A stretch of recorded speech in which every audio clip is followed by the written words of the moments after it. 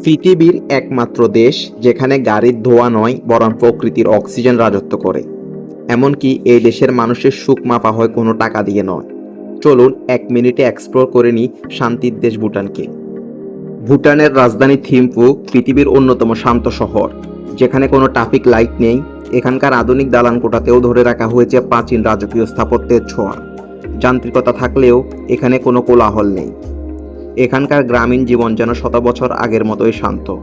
পাহাড়ের কাছে কাছে গড়ে ওঠা কাঠের বাড়ি আর ঐতিহ্যবাহী ঘো এবং কিরাফরা মানুষগুলো পৃথিবীর সবচেয়ে সুখী মানুষ।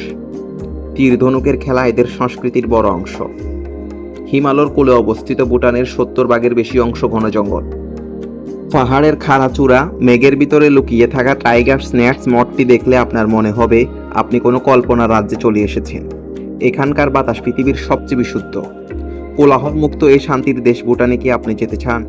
কমেন্টে লিখে জানান।